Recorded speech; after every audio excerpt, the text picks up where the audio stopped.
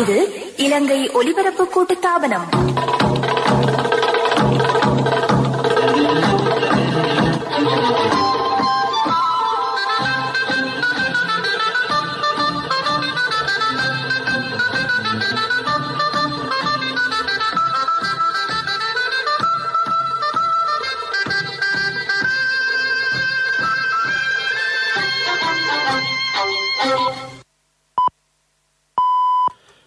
நேரம் 6 மணி.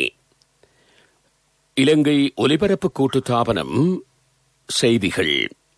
செய்தி ஆசிரியர் MC நஜ்முதீன், வாசிப்பவர் இஸ்மாயில் பி மாரிஃப். முதலில் தலைப்புச் செய்திகள். 20 லட்சம் சைனோபாம் கோவிட் தடுப்பூசிகள் இன்று நாட்டிற்கு தெரிவிக்கப்படும். கோவிட் தடுப்பூசியின் 2ஆம் டோஸ்களையும் செலுத்தியவர்களுக்கு சர்வதேச அங்கீகாரம் பெற்ற டிஜிட்டல் அட்டை. அரசியல் கைதிகளை விடுதலை செய்வது பற்றி அரசாங்கம் கவனம் செலுத்தியுள்ளது. நாட்டில் முஸ்லிம்கள் புனித ஹஜ் பெருநாளை எதிர்வரும் 21ஆம் தேதி கொண்டாட உள்ளார்கள். சில மாகாணங்களுக்கு மண்சரிவு எச்சரிக்கை தொடர்கிறது. இந்தியாவின் தமிழகத்தில் எதிர்வரும் 19ஆம் தேதி வரை தனிமைப்படுத்தல் ஊரடங்கு அமுல்.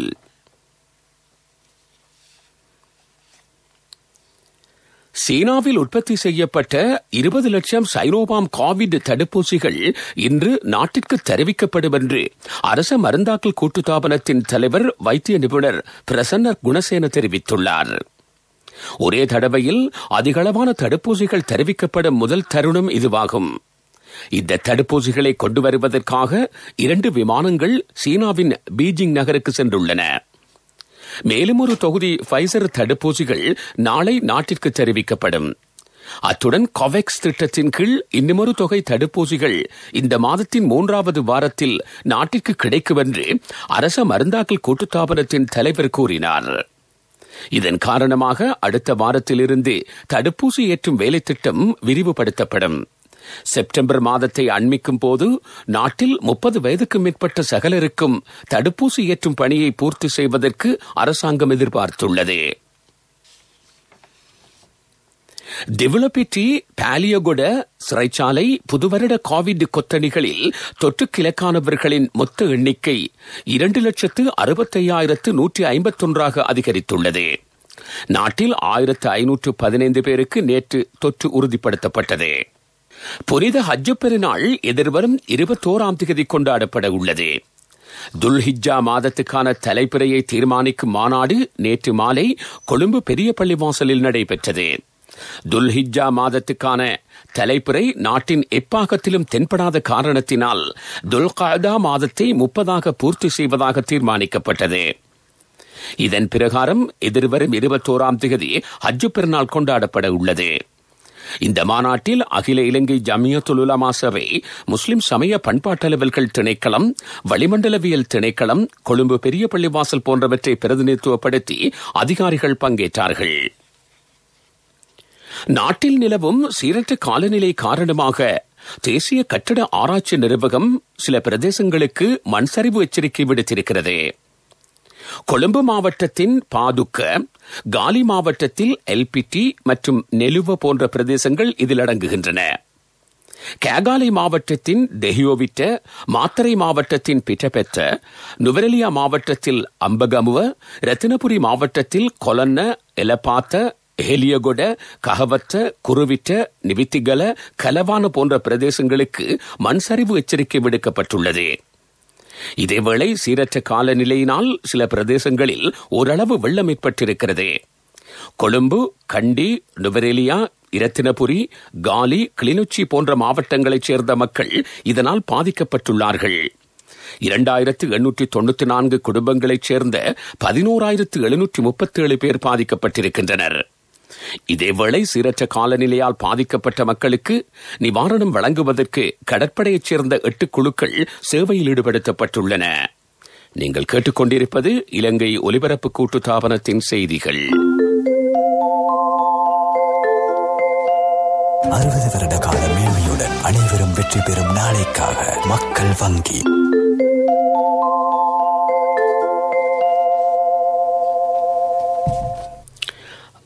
மேலும் ஒரு தொகுதி அரசியல் கைதிகளை எதிர்வரும் ஜனவரி மாதத்திற்குள் விடுதலை செய்வதற்கு நடவடிக்கை எடுத்திருப்பதாக பாராளுமன்ற உறுப்பினர் கலாநிதி சுரேன் ராகவன் தெரிவித்துள்ளார்.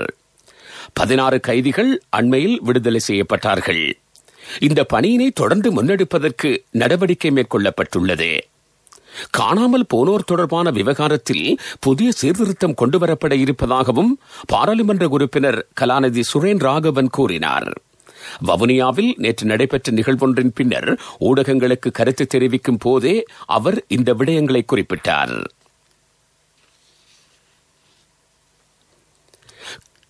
கருத்து வெளியிடும் சுதந்திரம் தற்போதைய அரசாங்கத்தின் கீழ் உறுதிப்படுத்தப்பட்டிருப்பதாக அமைச்சர் கஹலிய ரம்புக்வெல்ல தெரிவித்துள்ளார்.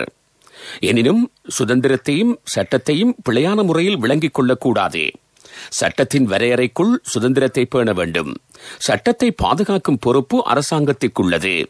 இதனூடாக சுதந்திரத்தை உறுதிப்படுத்திக் கொண்டு சட்டத்தை முறையாக அமல்படுத்துவதாக அமைச்சர் தெரிவித்தார்.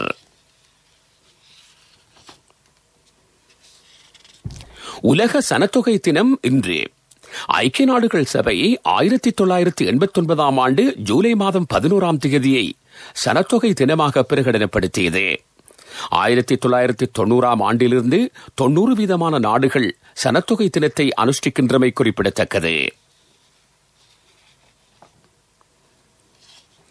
சகல மாகாணங்களிலும் சிறுவர் நீதிமன்றம் அமைப்பதற்கு திட்டமிடப்பட்டிருப்பதாக ராஜாங்க அமைச்சர் பிஎல் நிஷாந்த தெரிவித்துள்ளார். சிறுவர் பாதுகாப்பு அதிகார சபை மற்றும் நீதி அமைச்சு இந்த வேலை திட்டத்தை முன்னெடுக்கும். சிறுவர் துஷ்பிரயோகத்தில் ஈடுபடுபவர்களுக்கு எதிராக சட்ட நடவடிக்கை எடுக்கப்படும் என்று ராஜாங்க அமைச்சர் சுட்டிக்காட்டினார். மேல் மாகாணத்தில் ரயில் போக்குவரத்தை மேலும் அதிகரிப்பதற்கு நடவடிக்கை எடுக்கப்பட்டுள்ளது. நாளை முதல் இது அமுல்படுத்தப்படும். ரயில் சேவைகளை படிப்படியாக அதிகரிக்க எதிர்பார்த்திருப்பதாக ரயில்வே திணைக்களத்தின் பொது முகாமையாளர் தம்மிக ஜெயசுந்தர தெரிவித்துள்ளார். தொடர்ந்து பிரதான செய்திகளை எதிர்பாருங்கள். நவீனமயமாக்கலின் புதுமைகளுடன் புதிய பாதைக்கு மக்கள் வங்கி 60 வருட கால மேன்மையுடன் அனைவரும் வெற்றி பெறும் நாளைக்காக.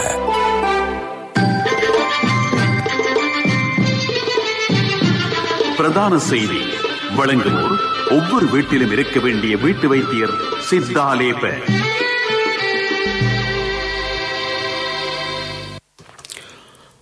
கோவிட் தடுப்பூசியின் 2 டோஸ்களையும் செலுத்தியவர்களுக்கு சர்வதேசரியில் அங்கீகாரம் பெற்ற கோவிட் தடுப்பூசி ஏற்றிக் கொண்டமைக்கான டிஜிட்டல் அட்டை ஒன்று அறிமுகப்படுத்தப்பட உள்ளது. இதன் முதல் கட்டமாக ஜப்பான் டோக்கியோ ஒலிம்பிக் விழாவில் பங்கேற்பதற்கும் இலங்கை குழுவினருக்கு இந்த அட்டை வழங்கப்பட்டிருக்கிறது. சுகாதார அமைச்சும் இலங்கை தகவல் தொலைத்தொடர்பு நிறுவனமும் இணைந்து இந்த டிஜிட்டல் அட்டையை தயாரித்துள்ளன. பெயர், வயது, அடையாள அட்டை இலக்கம், தடுப்பூசி ஏற்றிய திகதி, தடுப்பூசியின் வகை போன்ற விவரங்கள் குறித்த அட்டையில் உள்ளடக்கப்பட்டுள்ளன. நாட்டில் தடுப்பூசியின் 2 டோஸ்களையும் ஏற்றிய சகலருக்கும் டிஜிட்டல் அட்டை வழங்கப்படும். இதனை பெறுவதற்கான விண்ணப்ப படிவத்தை எதிர்காலத்தில் சுகாதார அமைச்சின் இணையதளத்தில் பதிவிறக்கம் செய்து கொள்ள முடியும்.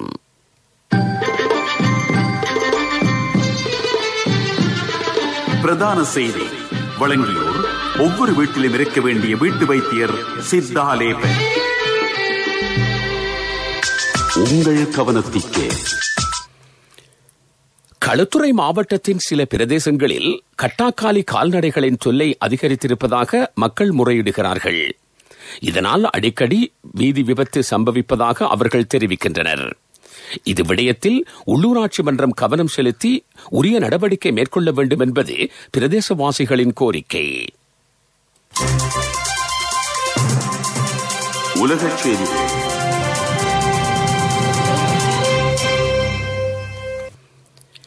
இந்தியாவின் தமிழகத்தில் தளர்வுகளுடன் மேலும் ஒரு வார காலத்திற்கு தனிமைப்படுத்தல் ஊரடங்கு நீடிக்கப்பட்டுள்ளது. இதன் பிரகாரம் 19ஆம் தேதி காலை 6 மணி வரை ஊரடங்கு சட்டம் அமுலில் இருக்கும். இதற்கான அறிவிப்பை முதல்வர் மு.க. ஸ்டாலின் விடுத்திருக்கிறார். இதன் பிரகாரம் மாநிலங்களுக்கு இடையிலான போக்குவரத்துக்கு தடை விதிக்கப்பட்டுள்ளது. மதுபான சாலைகள் மற்றும் பொதுமக்களை ஒன்று கூட்டி நடத்தப்படும் கூட்டங்களுக்கும் தடை விதிக்கப்பட்டுள்ளன. விளையாட்டு நிகழ்வுகள், கலை கலாச்சார நிகழ்வுகளுக்கும் தடை தொடர்கிறது. சீனாவின் ரோவர் ஜூரான் படம் பிடித்த செவ்வாய் கிரகத்தின் மேற்பரப்பு புகைப்படங்களை சீன தேசிய விண்வெளி அமைப்பு வெளியிட்டுள்ளது.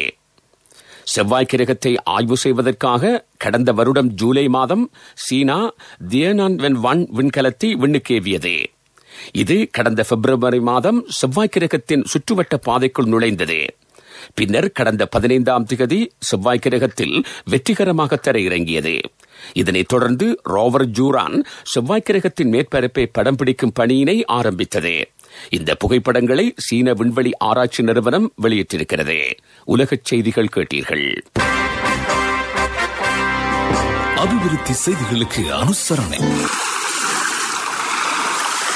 சுனாமி, சூறாவளி, பூமி அதிர்வு, நெருப்பு, எதையும் தாங்கக்கூடிய அதிகூடிய சக்தி கொண்ட மெல்வா QST கம்பிகள் இப்போது எமது நாட்டின் அபிவிருத்தியை நோக்கி. காத்தான்குடி டீன் வீதி நிர்மாண பணிகளை நீதி அமைச்சரும் ஜனாதிபதி சட்டத்திறனியுமான அலி சப்ரி நேற்று ஆரம்பித்து வைத்தார். 1600 மீட்டர் தூரம் கொண்ட இந்த வீதியின் புனரமைப்புக்கு 12,75,00,000 ரூபாய் செலவிடப்பட உள்ளது. ஆரம்ப நிகழ்வில் பாராளுமன்ற உறுப்பினர்களான ஹாஃபிஸ் நசீர் அகமது, மர்ஜான் ஃபலீல் உள்ளிட்ட பிரதிநிதிகளும் கலந்து கொண்டார்கள். அபிவிருத்தி செய்தி கேட்டீர்கள். அபிவிருத்தி செய்திகளுக்கு அனுசரணை வழங்கியோர். நான் அனுபவமிக்க தொழில் ரீதியான ஒரு என்ஜினியர். கட்டடத்தின் உறுதி எனது பொறுப்பாகும். பழைய இரும்பினால் தயாரிக்கப்படும் கம்பிகளை விட நவீன தொழில்நுட்பத்தில் 100% சுத்தமான உருக்கினால் தயாரிக்கப்படும் மில்வா கம்பிகள் வளைக்கும் போது முறியாது. அதனால் தான் நான் மில்வா கம்பிகளை நம்புகிறேன். மில்வா ஒன்று, இலங்கையிலும் ஒன்று, அது எங்களுடையது. விளையாட்டுச் செய்திகள்.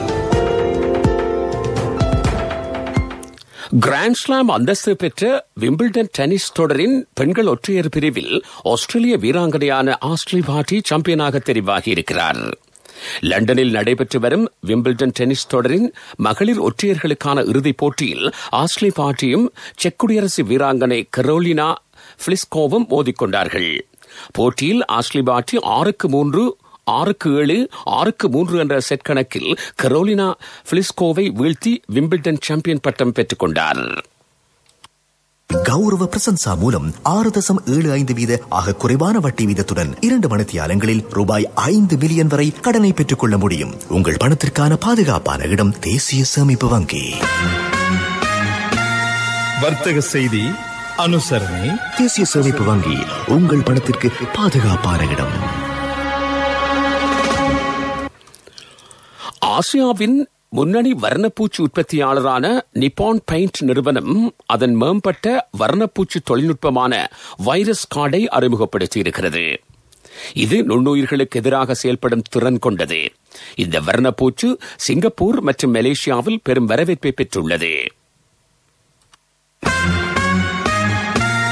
வர்த்தக செய்தி அனுசரணை. தேசிய சேமிப்பு வங்கி, உங்கள் பணத்திற்கு பாதுகாப்பான இடம். நாட்டுக்காக உயரிய பணியொன்றினை ஆற்றிய நீங்கள் சிரேஷ்ட பிரஜையாக மாறிய தினத்தன்று தேசிய சேமிப்பு வங்கி உங்களுக்கு கௌரவத்தையும் அபிமானத்தினையும் கொண்டு வந்தது. தற்போது NSB கௌரவ பிரசன்சா மூலம் 6.75% ஆக குறைவான வட்டி வீதத்துடன் 2 மணித்தியாலங்களில் ரூபாய் 5 மில்லியன் வரை கடனை பெற்றுக் கொள்ள முடியும். ஓய்வு பெற்ற அரசு ஊழியர்களுக்கு 75 வயது வரை கடனை மீள் செலுத்துவதற்கான வசதிகள் உள்ளன.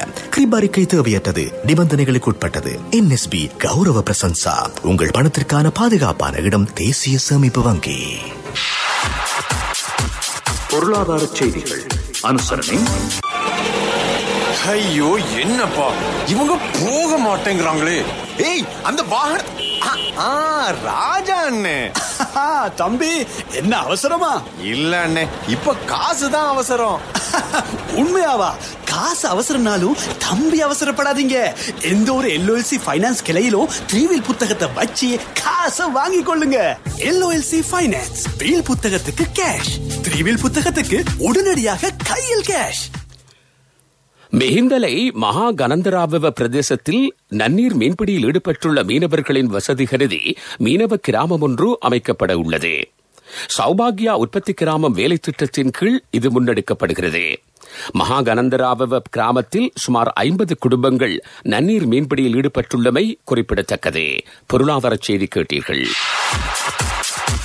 பொருளாதார செய்திகள் அனுசரணை உங்கள் வேண்டிய நிதி தேவைகளுக்கு சிறந்த தீர்வினை வழங்கும் வருபவர்கள் முன்னேறும் முன்னேறுபவர்கள் வரும் LOLC நிறுவனம். வாருங்கள், முன்னேறுங்கள். காலநிலை அறிக்கை அனுசரணை. சைரு என்பது மீன்வள வானிலை தகவல் சேவையாகும். உங்கள் பிரதேசத்திற்கான வானிலை தகவல்களை உடனடியாக உங்கள் டயலாக் தொலைபேசியில் பெற்றுக் கொள்ளுங்கள். 828க்கு அழைப்பினை ஏற்படுத்தி பதிவு செய்து கொள்ளுங்கள். மீன்வள, நீர்வளத்துறை மற்றும் வானிலை ஆய்வுத்துறை ஆகியவை இணைந்து இச்சேவையை வழங்குகிறது. சைருவுடன் பாதுகாப்பாக இருங்கள். மேல், மத்திய, சப்ரகமுவ, வடமேல், தென் மாகாணங்களில் இடைக்கிடையே மழை அல்லது இடியுடன் கூடிய மழை பெய்யலாம் என்று வளிமண்டலவியல் திணைக்களம் எதிர்வு கூறியிருக்கிறது. சப்ரகமுவ மாகாணத்திலும் கண்டி, நுவரெலியா, காலி, மாத்தறை மாவட்டங்களினதும் சில பிரதேசங்களில் 100 மில்லிமீட்டர் மழை வீழ்ச்சி பதிவாகலாம். வடமாகாணத்தில் ஓரளவு மழை பெய்யக்கூடும். மத்திய மலைநாட்டின் மேற்கு சரிவு பிரதேசங்களில் இடைக்கிடையே காற்று மணிக்கு 60 கிலோமீட்டர் வேகத்தில் வீசலாம். வடக்கு, வடமத்திய, வடமேல், மேல், தென் மாகாணங்களிலும் திருகோணமலை மாவட்டத்திலும் அவ்வப்போது மணிக்கு 50 கிலோமீட்டர் வேகத்தில் காற்று வீசக்கூடும் என்று வளிமண்டலவியல் திணைக்களம் விடுத்துள்ள வானிலை அறிக்கையில் தெரிவிக்கப்பட்டுள்ளது. காலநிலை அறிக்கை கேட்டீர்கள். சைரு என்பது மீன்வள வானிலை தகவல் சேவையாகும். உங்கள் பிரதேசத்திற்கான வானிலை தகவல்களை உடனடியாக உங்கள் டயலாக் தொலைபேசியில் பெற்றுக் கொள்ளுங்கள். 828க்கு அழைப்பினை ஏற்படுத்தி பதிவு செய்து கொள்ளுங்கள். மீன்வள, நீர்வளத்துறை மற்றும் வானிலை ஆய்வுத்துறை ஆகியவை இணைந்து இச்சேவையை வழங்குகிறது. சைருவுடன் பாதுகாப்பாக இருங்கள். இனி மீண்டும் தலைப்புச் செய்திகள். 20 லட்சம் சைனோபாம் கோவிட் தடுப்பூசிகள் இன்று நாட்டுக்கு தெரிவிக்கப்படும். கோவிட் தடுப்பூசியின் 2 டோஸ்களையும் செலுத்தியவர்களுக்கு சர்வதேச அங்கீகாரம் பெற்ற டிஜிட்டல் அட்டை. அரசியல் கைதிகளை விடுதலை செய்வது பற்றி அரசாங்கம் கவனம் செலுத்தியுள்ளது. நாட்டில் முஸ்லிம்கள் புனித ஹஜ் பெருநாளை எதிர்வரும் 21ஆம் தேதி கொண்டாட உள்ளார்கள். சில மாகாணங்களுக்கு மண் சரிவு எச்சரிக்கை தொடர்கிறது. இந்தியாவின் தமிழகத்தில் எதிர்வரும் 19ஆம் தேதி வரை தனிமைப்படுத்தல் ஊரடங்கு அமுல். இத்துடன் செய்திகள் முடிவடைந்தன.